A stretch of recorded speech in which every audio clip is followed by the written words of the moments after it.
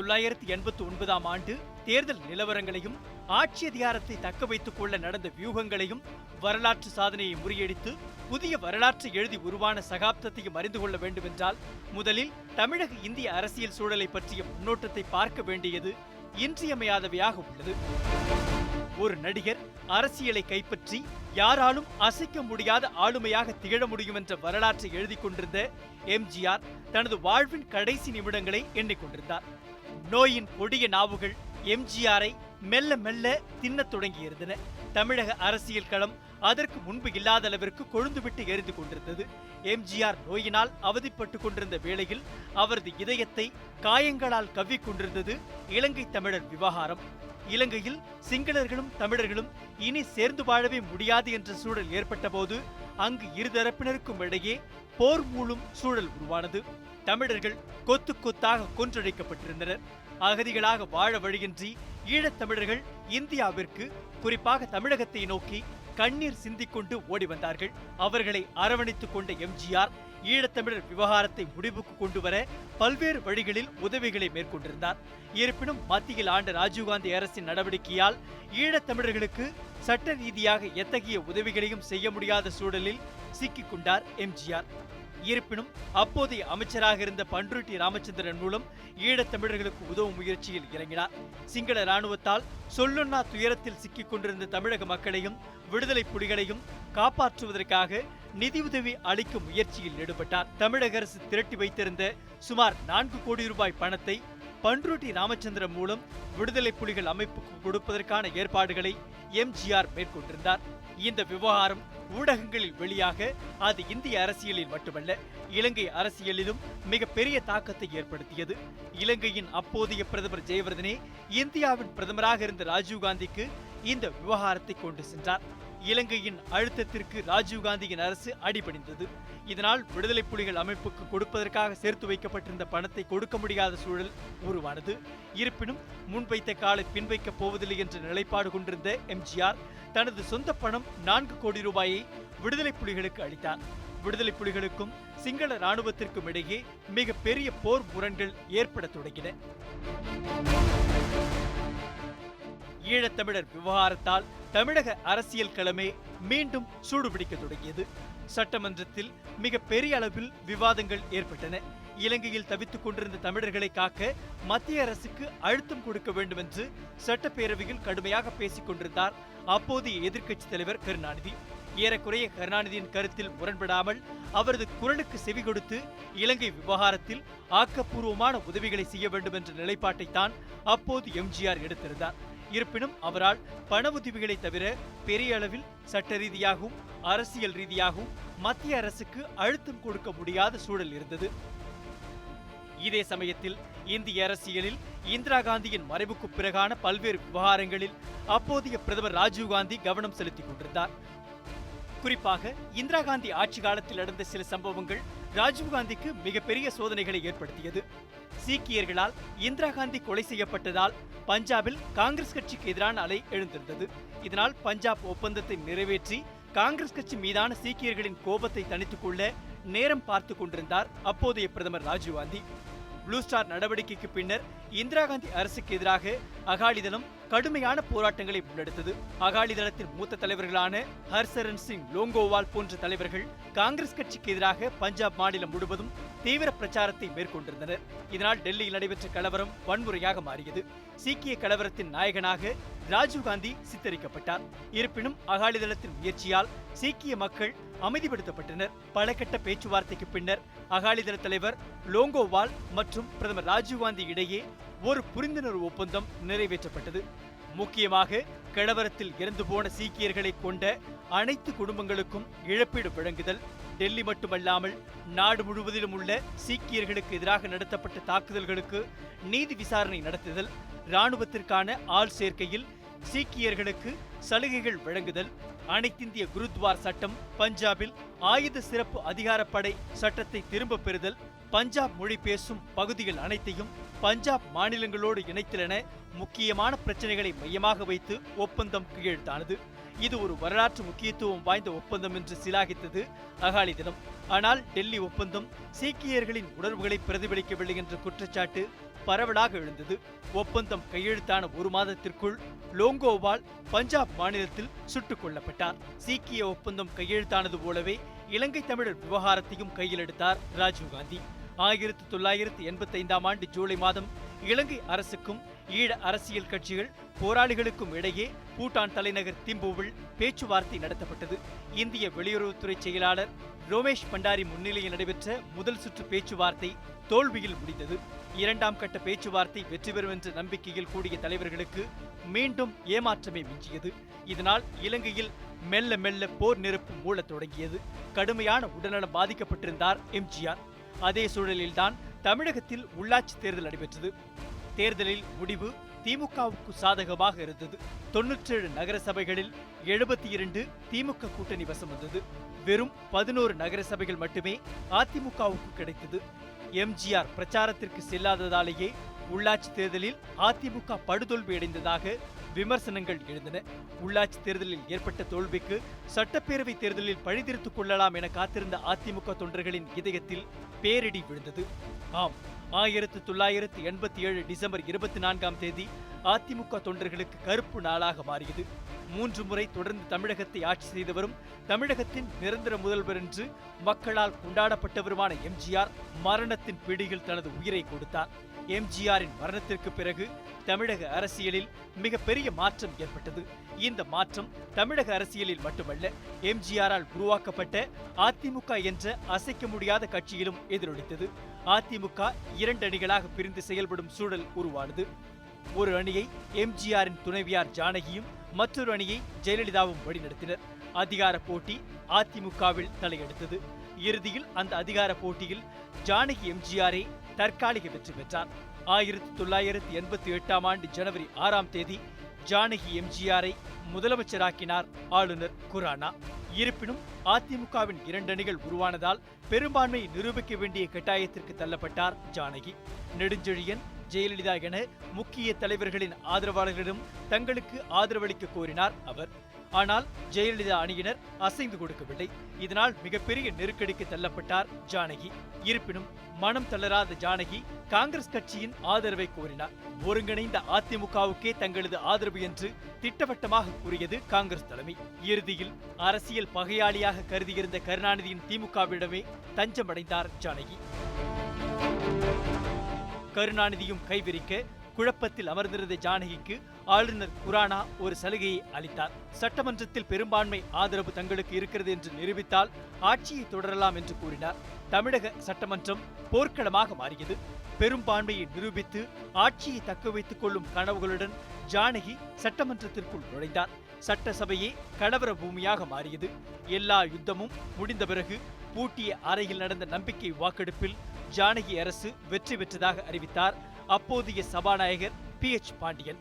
இருப்பினும் சட்டமன்றத்தில் நடந்த நிகழ்வுகளால் கொதித்தெழுந்த ஆளுநர் குரானா அதிமுகவின் மைனாரிட்டி அரசால் ஆட்சியை நடத்த முடியாது என்று கூறி மத்திய அரசுக்கு அறிக்கை அனுப்பினார். இறுதியில் அரியணையை விட்டு ஜானகி இறங்க வேண்டிய சூழல் ஏற்பட்டது. தமிழகத்தில் குடியரசுத் தலைவர் ஆட்சி அமலுக்கு வந்தது. இந்த அரசியல் மாற்றத்தால் 13 ஆண்டுகளுக்கு மேலாக ஆட்சியில் இல்லாத திமுக மீண்டும் ஆட்சியை கைப்பற்ற வியூகம் அமைத்தது. அதிமுகவில் நிலவிய உட்கட்சி பூசலால் திமுகவுக்கே அப்பொழுது வெற்றி வாய்ப்புகள் பிரகாசமாக இருந்தன. அத்துடன் அதிமுகவில் உள்ள 2 அணிகளுக்கும் வலு சேர்க்கும் வகையிலான கூட்டணியும் அமையவில்லை. தனது ஆட்சியை கவிழ்த்து குடியரசுத் தலைவர் ஆட்சியை அறிவித்ததால் காங்கிரஸ் கட்சி மீது கடும் கோபத்தில் இருந்தார் ஜானகி. அதே சமயத்தில் மற்றொரு அணியான ஜெயலலிதா அணியுடன் கூட்டணி சேர்க்கும் முயற்சியில் இறங்கியது காங்கிரஸ்.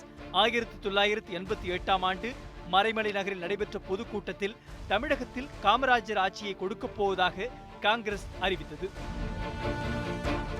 அதே ஆண்டில் காங்கிரஸ் கட்சியின் மாநில தலைவராக மூப்பனார் தேர்ந்தெடுக்கப்பட்டதால் அதிமுக காங்கிரஸ் கூட்டணியில் ஜெயலலிதாவா மூப்பனாரா யாரை முதலமைச்சராக முன்னிறுத்துவது என்ற குழப்பம் நீடித்தது.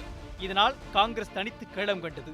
ஜெயலலிதா தரப்போ இந்திய கம்யூனிஸ்ட் கட்சி தமிழக ஜனதா கட்சி குடியரசுக் கட்சியின் கோபர்கட்டே பிரிவுடன் இணைந்து தேர்தலை சந்தித்தது. எம்ஜிஆரின் மறைவுக்கு பிறகு தமிழகத்தில் அரசியல் முதிர்ச்சி கொண்ட பெரும் தலைவராக இருந்த கருணாநிதி தேர்தல் வியூகத்தை பலமாக அமைத்தார். 197 தொகுதிகளில் களமிறங்கிய திமுக 146 தொகுதிகளில் வெற்றி பெற்று 13 ஆண்டுகளுக்கு பிறகு அரியணை ஏறியது. 1989 ஜனவரி மாதம் 27ஆம் தேதி தமிழக முதலமைச்சராக பதவியேற்றுக் கொண்டார் திமுக தலைவர் கருணாநிதி.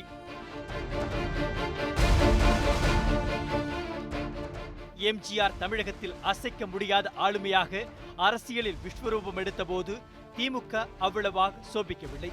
இதனால் மாநில அரசியலை காட்டிலும் தேசிய அரசியலிலேயே கருணாநிதி கவனம் செலுத்தி வந்தார். அப்போதைய பிரதமர் ராஜீவ்காந்திக்கு எதிராக தேசிய அரசியலில் மிகப்பெரிய அதிருப்தி ஏற்பட்டிருந்தது. மார்க்சிஸ்ட் கம்யூனிஸ்ட், ஜனதாதளம், இந்திய யூனியன் முஸ்லிம் லீக் ஆகிய கட்சிகளுடன் நெருக்கமாக இருந்தார் கருணாநிதி. கருணாநிதி தமிழக முதலமைச்சராக பொறுப்பேற்ற பிறகு இந்திய அரசியலில் நிறம் மாறத் தொடங்கியிருந்தது. ராஜீவ்காந்திக்கு எதிரான அலை பெரும் வீச்சுடன் வீசிக்கொண்டிருந்தது. இதற்கு துவக்கப்புள்ளியாக இருந்தது ராஜீவ்காந்தியின் அமைச்சரவையில் இடம்பெற்றிருந்த விபி சிங். ராஜீவ்காந்தி அரசுக்கு கட்சிக்குள்ளிருந்து விபி சிங் புடைச்சலை கொடுத்துக் கொண்டிருந்த அதே வேளையில் இந்தியாவின் பல்வேறு மாநிலங்களில் ஏற்பட்ட, குறிப்பாக சொல்ல வேண்டுமென்றால் ராஜீவ்காந்தியின் தாயார் இந்திரா காந்தி விட்டு சென்ற சீக்கியர்கள் விவகாரம், அஸ்ஸாம் மாநில விவகாரம், ஈழத்தமிழர் விவகாரம், ஊழல் என்று அடுத்தடுத்து எழுந்த பிரச்சனைகள் எப்பொழுது வேண்டுமென்றாலும் ராஜீவ் ஆட்சியை துறக்க வேண்டிய சூழலை ஏற்படுத்தியிருந்தது. ராஜீவ் லோங்காவால் ஒப்பந்தத்தால் சீக்கியர்கள் கலவர விவகாரம் தற்காலிக அமைதி நிலையை அடைந்திருந்தாலும் அஸ்ஸாம் விவகாரம் அவருக்கு சிம்ம சொப்பனமாக அமைந்தது. அஸ்ஸாமில் உள்ள அந்நியர்கள் தங்களின் தாயக பூமியிலிருந்து வெளியேற வேண்டும் என்று அம்மக்கள் போர்க்கொடி உயர்த்தியிருந்தனர். இதனால் அஸ்ஸாம் மாநிலம் கலவர பூமியாக மாறியது. அஸ்ஸாம் போராட்டம் இந்திரா காந்தி காலத்திலேயே உச்சத்தை எட்டியிருந்தது. இதில் சமரசத்தை ஏற்படுத்தி நல்ல பெயரை வாங்கிக் கொள்ள ராஜீவ்காந்தி முயற்சித்தார். இறுதியில் ராஜீவுக்கு அஸ்ஸாம் மாநில விவகாரத்தில் வெற்றி கிட்டியது. ஆனால் ஆட்சியில் இல்லை. இந்த விவகாரங்கள் எல்லாம் ஒருபுறம் நடந்து கொண்டிருக்க தனது அமைச்சரவையில் இருந்த விபி சிங் மூலமாக மற்றொரு துயர அத்தியாயம் காங்கிரஸ் கட்சியில் எழுதப்பட்டது. மிகவும் நேர்மையானவரான நிதியமைச்சர் விபி சிங் வரி ஏய்ப்பு செய்த பெரும் நிறுவனங்களின் பட்டியலை தூசு தட்டி வெளியெடுத்தார். முறையாக வரி கட்டாமல் ஏமாற்றிக் கொண்டு வலையில் பதுங்கியிருந்த பல முதலாளிகளை விபி சிங் பட்டவர்தனமாக அம்பலப்படுத்தினார். விபி சிங்கின் அந்த பட்டியலில் ராஜீவ்காந்திக்கு மிகவும் நெருக்கமாக இருந்த பல தொழிலதிபர்களும் பிரபலங்களும் சிக்கினர். குறிப்பாக அம்பானி, நுஸ்லி வாடியா, அமிதாப் பச்சன், அவரது சகோதரர் அஜிதாப் பச்சன் ஆகியோரின் வரி ஏய்ப்பையும் கண்டுபிடித்தார். சர்வ வல்லமை பொருந்திய ராஜீவ்காந்தியிடம் விபி சிங்கின் நடவடிக்கைகள் குறித்து அவர்கள் முறையிட்டனர். இறுதியில் வரி ஏய்ப்பு செய்தவர்களின் குரலை ஏற்றுக்கொண்ட ராஜீவ்காந்தி விபி சிங் வகித்த நிதியமைச்சர் பொறுப்பை பிடுங்கிக் கொண்டு அவரை ராணுவத்துக்கு மாற்றினார். மிகவும் நேர்மையாளராக இருந்த விபி சிங் ராணுவத்தில் நடந்த ஊழல்களையும் அம்பலப்படுத்த ஆரம்பித்தார். அப்போது விபி சிங் கண்டுபிடித்த ஒரு ரகசியம்தான் 1984ஆம் ஆண்டு தேர்தலில் அறுதி பெரும்பான்மையுடன் ஆட்சி கட்டிலில் ஏறிய ராஜீவ்காந்தியை அசைத்து பார்க்க வைத்தது. நீர்மூழ்கி கப்பல் ஊழல் ராஜீவின் ஆட்சியை மெல்ல மெல்ல மூழ்கடிக்க தயாராகிக் கொண்டிருந்தது. ஜெர்மனியை சேர்ந்த HW நிறுவனத்திடமிருந்து இந்திய ராணுவத்திற்கு தேவையான நீர்மூழ்கி கப்பலை வாங்கியதில் 7% கமிஷன் கைமாறியதாக அதிர்ச்சி தகவல் விபி சிங்கின் கவனத்திற்கு வந்தது.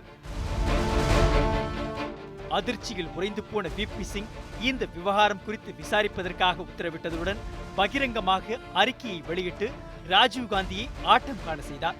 தனது அரசியல் செல்வாக்கும் பிரதமர் நாற்காலியும் எப்போது வேண்டுமென்றாலும் உறைந்துவிடும் சூழல் விபி சிங்கால் ஏற்பட்டதை உணர்ந்து கொண்ட ராஜீவ்காந்தி இந்த முறை விபி சிங்கை வேறு துறைக்கு மாற்ற யோசிக்கவில்லை. அமைச்சரவையிலிருந்து வெளியேற்ற எண்ணினார். இருப்பினும் ராஜீவ் அமைச்சரவையிலிருந்து வெளியேறினார் விபி சிங்.